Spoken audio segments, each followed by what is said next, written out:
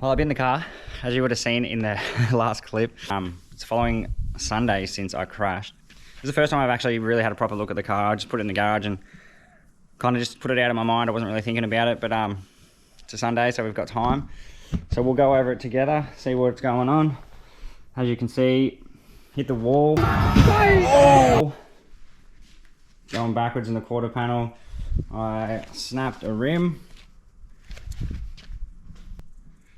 Did all that. Bash bar completely slammed into the car. Broken tail light.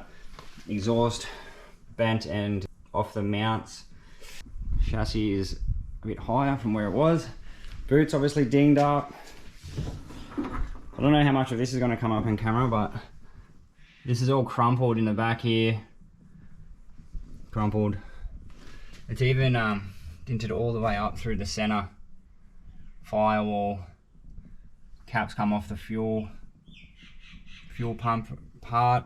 So I'll get it up, I'll jack it up, we'll take the wheels off and we'll see if there's anything bent. This probably won't come up on camera, but this wheel is towing in.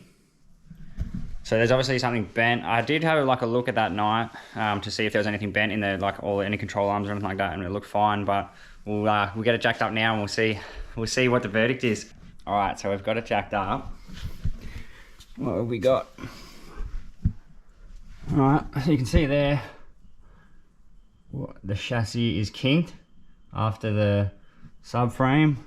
So everything looks pretty good. I can't really find anything too crazy. All the arms and everything are straight. I think this might have a slight bend in it.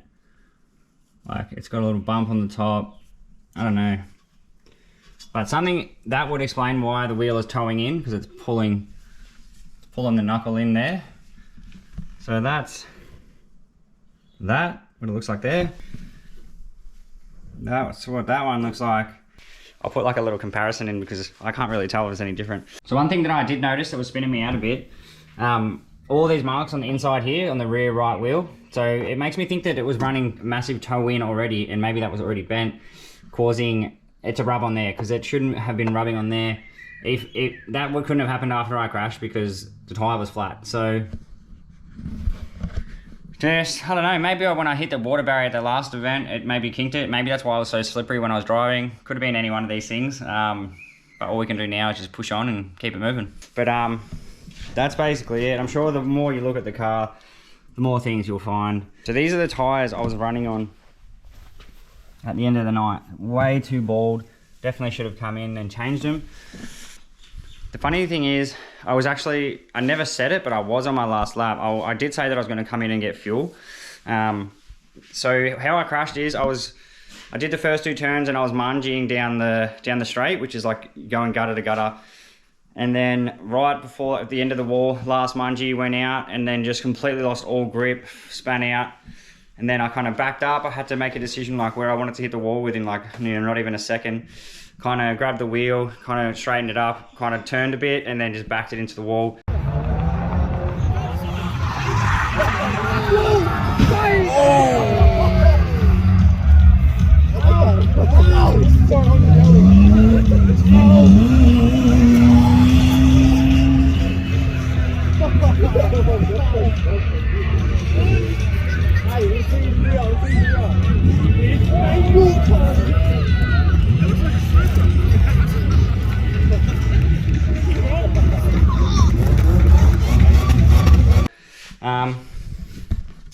My seat is on sliders and it actually slid back, and then I hit my head on the rail. I've had the biggest headaches ever. I mean, it's been like 9 days since I crashed, and I've still, even right now, I still have a massive headache. So I think my neck is pretty jacked up, but I don't know, I'm getting a massage tomorrow, so hopefully that'll fix it. Or else I'm just dumb and I have brain damage. So I was doing my best driving I've ever done. Like I've never been able to do like mangies down a straight, so that was good. I was having a pretty good time while it was light, and then once it went dark, I really wasn't enjoying driving. I just wasn't feeling it. Like there was something off. I just really didn't want to drive that much. Like I was driving, I was just going through the motions, but I really wasn't having fun. The track was the slipperiest track I've ever driven on. I don't know. So when I drove Ritsuri, I was so gripped up I could barely even drive in third. Down this track, I couldn't barely use second. Like I was it was chewed the crap out of the tires, and I was just slipping everywhere. The only thing I changed on the car is I took the front sway bar off. So I don't know if there's possibility for that to cause lack of grip in the rear, but I was struggling real bad.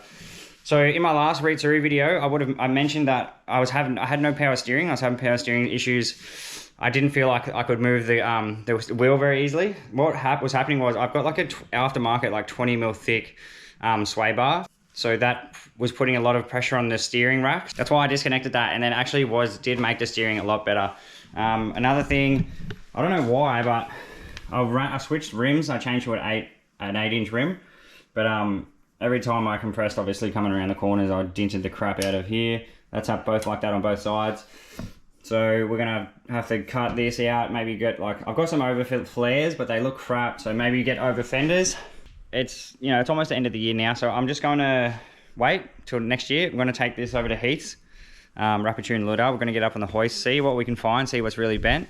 And then basically what my plan is, and we're going to try to straighten it out. We'll just get some, like a car winch on the here, just try to pull it straight, even maybe down a bit to get it straightened up. Then we're going to put it on the alignment machine. I'm going to buy some more adjustable arms. I just need one more to complete like the full rear adjustable setup. That way, like even if something is out on the wheel, all you have to do is just make the wheel straight with the rest of the car. Not ideal, but it's like the best way to go about it. So I have no idea what I'm going to do for the rear end. I mean, like as long as I can get a tail light on it, because that's what you need to pass scrutineering, because you need to have hazards. It'll be all good. But so I guess we'll just keep driving this as much as we can. It is quite easy. It would be an easy job to buy a rolling shell and just switch all this stuff over. That won't be like too crazy of a job. So that's definitely on the horizon if I want to do that, but I don't want to buy a rolling shell and then just crash it again. So we'll keep using this car as much as we can, and we'll just see how we go. Annoying thing is, I went and bought these tail lights like 2 days before the event. They're actually sick tail lights. They were $300. I smashed these ones. So now I've got 2 left-hand tail lights and no right-hand tail lights. So I have to go buy more tail lights, and then I'm just gonna have like a massive pile up of left-hand tail lights. Another really bad thing that happened, I had a passenger in the car and this seat actually broke. Like it fully came out of the mount. I'm gonna pull the seat out and we'll have like a proper look of what the problem was. Yeah, not good. I'll be getting rid of these crappy fake seats, and I'll be buying proper like Recaro seats, and I won't be messing around with no replicas anymore.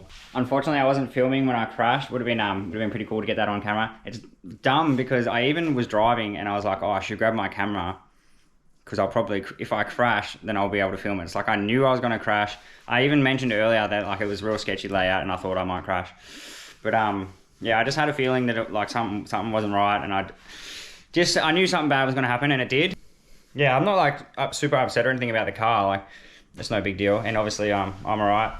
Passenger was alright. We both had headaches, but that was it. But yeah, that was the sketchiest layout ever. Like I'd drive it again, but maybe not anytime soon. So literally, I reckon half the field, there was 56 drivers had crashed and wrecked their cars. After I crashed, like 6 people crashed in the same spot. At one point I thought maybe there was like oil on the track, because that's just how hectic it was. Like after I crashed, we were standing in the pit.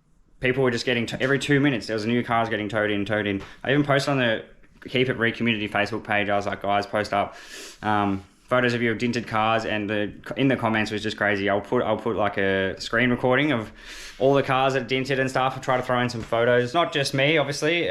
Some of the best guys, like Jesse Scott, he crashed and like dinted his car. He's like one of the best drivers, one of the best amateur drivers. And Nathan Dundervik, like he rips all the time. He crashed. Just heaps of people were crashing. So basically, even when I crashed, I was like, if you haven't crashed a car yet, definitely put it on the trailer and get out of here, because it was just inevitable, that layout. Even when they got a little bit colder, when the sun went down, the track got a bit slipperier. That track hasn't been driven in like 3 years. So I don't know if because there's no rubber down the track, that's why it was so slippery. It was really shitty. The asphalt was crap. There was holes everywhere. It was really aggressive. It shredded the crap out of the tires. All right, well, we've got the seat out. So it's actually 10 times worse than what I thought it was. The whole side of the seat has actually been torn off. So I thought, you can see here, the bolt and the washer have just come straight through there. This is the hardware that the seat came with. Washer's all shagged. You can see here, This is bent up. It's not supposed to be like that. And these two bolts, which was what connects the rail to the seat, they're obviously still in there. And the seat has just completely torn through the fiberglass. And then so they've ripped out of here. And it's also got a huge crack up here. So these are Bride replica seats. They're from eBay. They're called Crankworks is the company, and they actually have a place in Bayswater. So the original, if you bought these seats originally, they're like $1,200, maybe even more, but they're like $350 if you buy these ones. So I've got the fiberglass ones in the passenger seat, and I've got carbon fiber, or probably carbon fiber. I don't know what they are, but it's in the front. These seats have been real crap. Even when I knelt on it, see that you can't see it, but there's a big crack here. Just I knelt on it that night. There's another cracks here, just to like reach into the back, and it all cracked and broke. So I mean, that's, if you ever wondered what your replica seats are going to be like in a crash, that's it right there. Definitely not worth it. Go buy, save up. Even if you just buy one good seat for yourself, don't even run a passenger seat, or even just run the stock seat, because you know that's going to be good, and just run the stock seatbelt. Which is just way safer than that. Like, that is not even worth the money. It's a complete waste of money now. The rails themselves are like 120 bucks, and then the seat was 350. Obviously the rail could not handle the force of a crash. It's obviously like a soft steel, just bent the absolute arse out of it.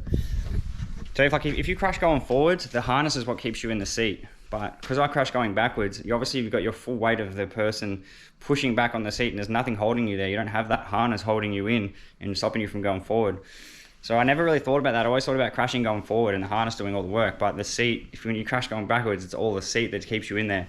So I went back, hit my head on the roll cage because the slider slid out, and then the passenger also hit their head on the roll cage, and then also obviously the seat was completely shagged. The seat was 100%, like the bolts are tight. Bolt is still tight,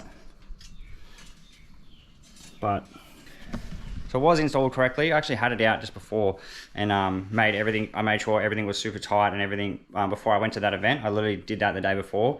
But yeah, I'm going to be going, like, I think like Recaro, they make really good seats. A lot of people run them, so it's expensive, but I'm just going to drop the money. I think even like the rails can be like $1,000 but obviously you get what you pay for in these situations. And seats, they're just seats and harnesses, and a roll cage is like the most important things you have for safety, and then obviously good tires. So it's not something I'm going to be cheaping out on again. Even in saying that, I'll probably just buy a good seat for myself, and I won't have any passengers for a while. I never really do have passengers. That was like one of the first times. So recap, absolutely bent car, smashed rim, and a completely shagged seat. So this definitely is not deterring me from drifting. I do have plans I want to enter some competitions next year, just like proper like low level grassroots competitions. Just need more tandem practice. I've only done like two different tandems sessions, but I'm getting like pretty confident driving and like being able to put the car in certain zones. The car's come such a long way. Like, it's actually so drivable now with the lock kit, and then like the grip in the rear. I can just put it, basically I just point it somewhere I want it to go, and it's just going there. So we've come a long way with that. So I'm super stoked on where the car can be and where we'll get to. So next year's going to be a big year, hopefully. We're just going to get the car fixed up. We'll probably miss the first event of the year. There was one at like 26th of December, January, but obviously that's not going to happen now. Hopefully we get this back on the road as fast as possible, and I think mostly it's like cosmetic. Once we get these wheels straightened out, like, this will be, it looks like absolute crap, but it's going to be drivable. So we're just gonna have to get some of the stuff out of the way so we can get the wheel back on, and we'll be gravy. So we'll wrap up the video. So I just wanted to thank Layla. She was my passenger when I crashed, so I apologize for having a shitty quality seat and giving you a headache. Cody Ramsey, he came and helped me in the pits. He pretty much packed up the car. He helped me. You would have seen him in that video smashing out the dent. But like, man, after I crashed, I just was a bit down. I had a massive headache, and I just could not be bothered. And he pretty much packed up my whole car, packed up my ute. So shout out to him for helping me with that. Keen to see him back out there again. My mum and my dad. My mum brought like a full picnic down to that event and like kept me fed while I was driving. Dad always for helping me. He was always around. That's pretty much it. So like and subscribe, leave a comment. Let me know what you think of the dinged up car. Let me know what you think I should do with it. I would like to put like wide body flares on it, but where the car is, we wouldn't even be able to screw a flare onto that. So we're just gonna have to see what happens. But come see us at the next event. We're gonna have a big 2023. So keep a lookout next year. We're gonna have fresh seats. We'll hopefully put up some videos over the holidays. See how we go getting parts and like new seats and stuff. But yeah, thank you very much.